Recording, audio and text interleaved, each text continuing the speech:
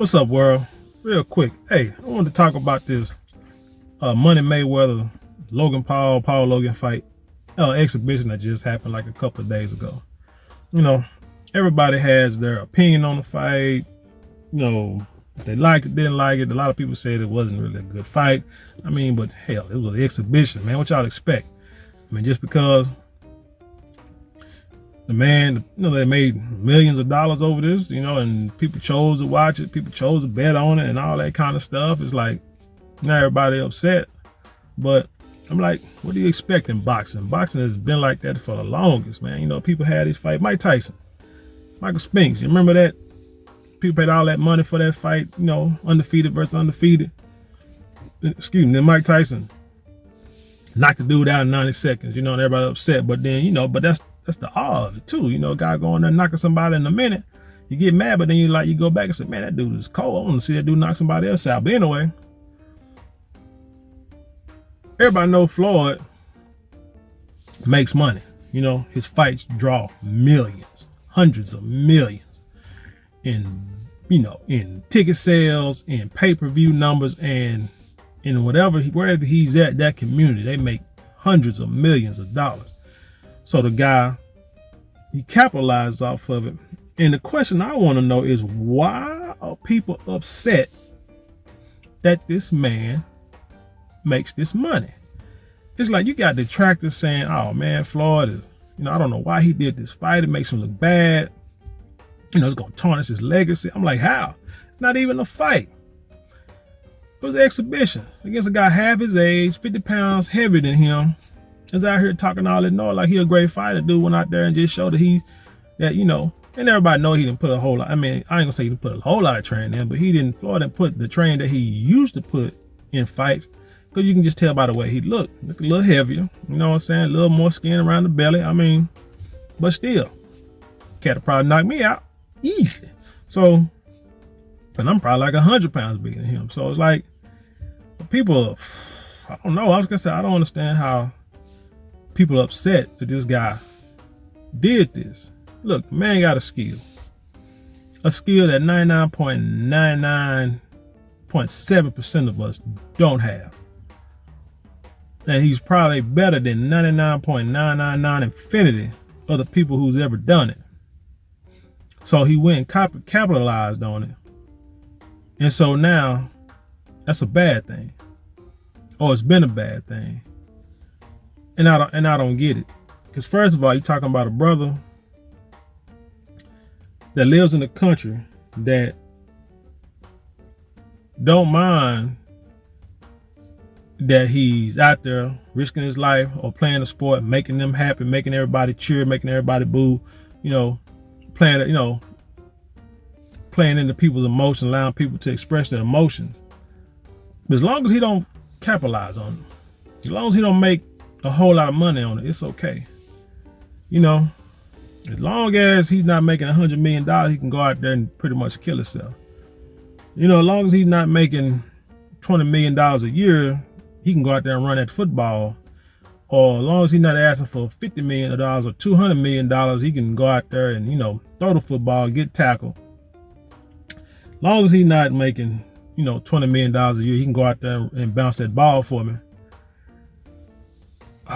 But that's not even close to the money being made by the people that's paying him. You understand what I'm saying? So it's like, why are we tripping on a brother that's paying himself to go his own promotion? Ain't that what we, in the Aboriginal community, ain't that what we try to promote? Us trying to own our own business, us controlling our own narrative, making our own money, not allowing nobody else to control what we do and what we don't do. Then when we get a brother that does it, now we got to find a reason why it's wrong. And you can sit there and say that he doesn't do anything to help the black community because, he spent all his money. But how do you know? A lot of these people with money, people with little money, a lot of these folks out here support certain groups and organizations and you know nothing about it. I mean, people got mad at Michael Jordan because of some tongue-in-cheek comment he made 30 years ago about Republicans buying tennis shoes or what have you. Dude just wasn't. I say it could have been a smart move. I can't knock the dude for that because again, now he's doing things and giving money to communities and they're building black communities, and and you see it. But I don't say no one praising him about it, but you dogged him as why he played because he didn't take any political views. You got to understand the man was working for somebody. Now, some of the business moves that he made could have been better, but you know what? What he did is something you can learn from.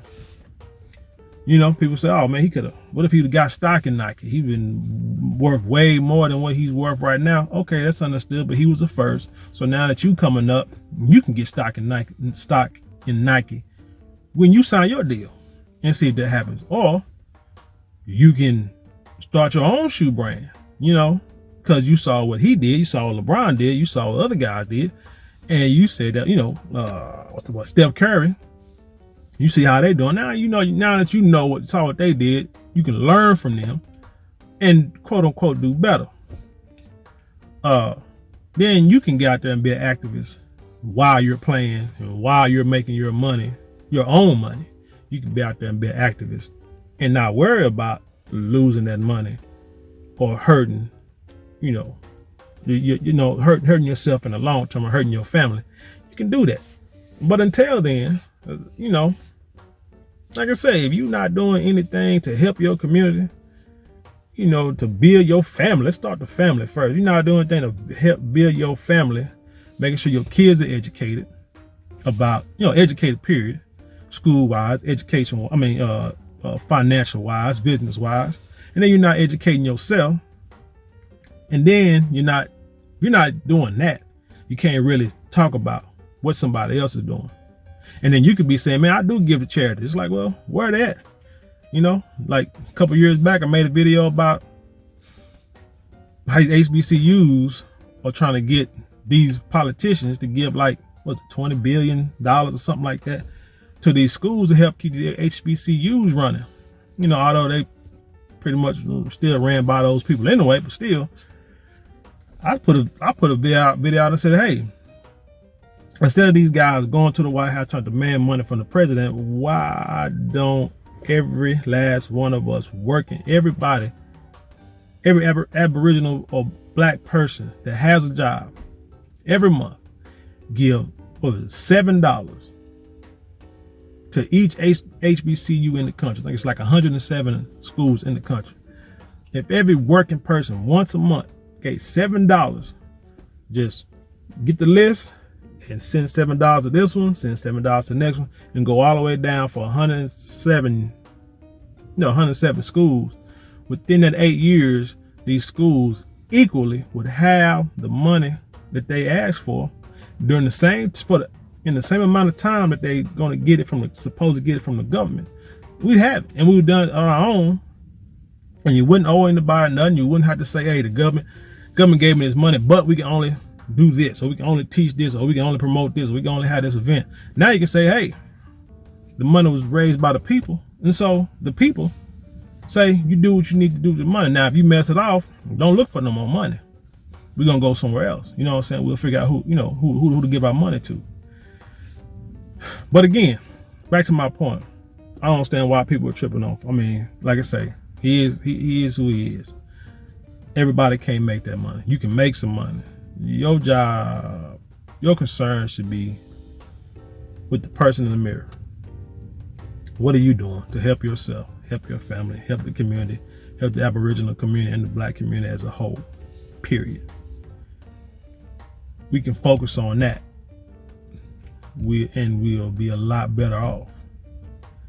And I understand, the fight had a whole racial aspect, as it's always a racial aspect of great white hope. We try to knock down a brother every time. A brother is like a champion, can't be beat, nobody can beat him. And then it's like, especially when you're dealing with sports like boxing, or because it's individual sport, or golf, or tennis. These are historically white controlled sports. And when you got brothers and sisters that come in and dominate, you're gonna have those other people that's gonna want to see them fall which way they can. Like I say, it's okay to go out there and make that money, and be good. You can't be too great, and you can't be too loud, and you can't be too vocal. But you can be okay.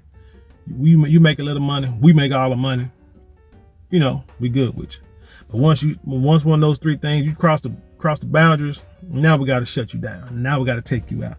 So there's always been, like I say, a racial aspect to it. So you got a young guy who claimed Logan Paul claimed that he got a moral victory because he lasted 8 rounds with the greatest. Man, that dude ain't fought in 5 years. What are you talking about? That man 20 years your senior, 50 years lighter than you. What are you talking about? A moral victory. Man, you wouldn't have had an exhibition. If you was in a gym and had an exhibition, nobody would know nothing about it. But you made it a public spectacle. You made a lot of money off of it. I mean, I bet you if Floyd would have trained the way he the way he used to train, oh, he'd have put you on your ass in a second. And everybody knows this. So there's no moral victory. In his prime, you couldn't handle it. Dude, you are not a better fighter than Conor McGregor. Not at all. If you and Conor McGregor got in the ring, I bet you Conor McGregor would have pretty much tried to kill you. And probably would have succeeded. But he couldn't beat Floyd. You see what I'm saying? Stuff just don't make sense. You know, don't big yourself up when it's not warranted. You know, so I will leave that alone. But again, racial aspect, white guy, hey, more victory. You know, he survived. Floyd lost because he didn't knock him out. No. Floyd won. Floyd won the exhibition. Floyd won because Floyd got paid. Floyd got probably pretty much $100 million playing with this kid. So no matter what, Floyd won. He didn't get knocked out. He didn't get hurt. He didn't hit the ground. He didn't lose. So like I say, Floyd won. Period. Threw less punches, but landed more punches. So like I said, let's not get it twisted. But the guy said he's gonna retire. He said after this, he said I'm not getting back in the ring. You know, sometimes, and that happens to a lot of us. Sometimes we'll be doing something your whole life, like a lot of athletes that do something their whole life, professional or non-professional. Hell, I can remember playing basketball all the time growing up, and then get older. I ain't played in a while, and get back out there on the court, try to do something like, ooh, Lord, man, I'm 44 years old. I can't touch the rim no more. You know what? I ain't doing this no more.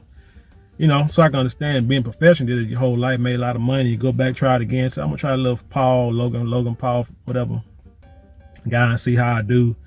If I can't beat him by somewhat training, I'm not even gonna go back out there. And he said he's not gonna go back out there. So it is what it is. But again, like I said, the point of my video is, hey, man in the mirror, what are you doing with your money and your time?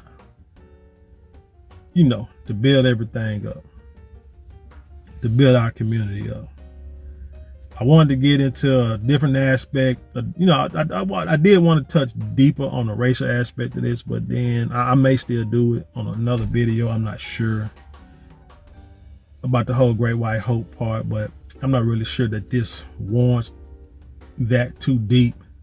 But I mean, if you want to research, go back to Jack Johnson's, you know, the Jeffries fight, where I got to come out of retirement after about, 5-6 years, and was going to come back and, you know, rescue the white race. And Jack Johnson just pretty much annihilated this guy. And then you go back, then you can look at Larry Holmes, Jerry Cooney, Great White Hope. Both are undefeated. Larry Holmes is champion. Jerry Cooney just fighting a bunch of, you know, no-name people, as they say, and made a lot of money. Larry Holmes, you know, beat him. You know, beat him senseless too. And then you go back to the Lakers versus Celtics back in the 80s. You know, the Lakers, Showtime, majority black team, Boston Celtics. They had a lot of black people, but you had Larry Bird and Kevin McHale and them, you know, the white guys that was the leader of the team, the whole racial aspect of that. It brings a lot of money. That's the main thing. The key thing is racially motivated events that people put race in there somewhere. They make a lot of money. And it also appeases, because it appeases racism. It shows you how racist and bigoted the people in this country are, because they're willing to see white versus black, cowboys versus Indians. You know, man, that's anyway. Anyway, let me get out of here. Hey, y'all, like I say, thank y'all for coming in. Like I say, like, share, subscribe, hit the notification bell. You know, say, always share and always watch. You know, subscribe for sure. Hit the links below. If you got your own YouTube channel, hit the link below. Help you, teach you how to expand your channel, how to make your channel better. I know it's helping me out. Link below. Also, there's a link for my store. You know what I'm saying? Get you some merch. And until next time, peace.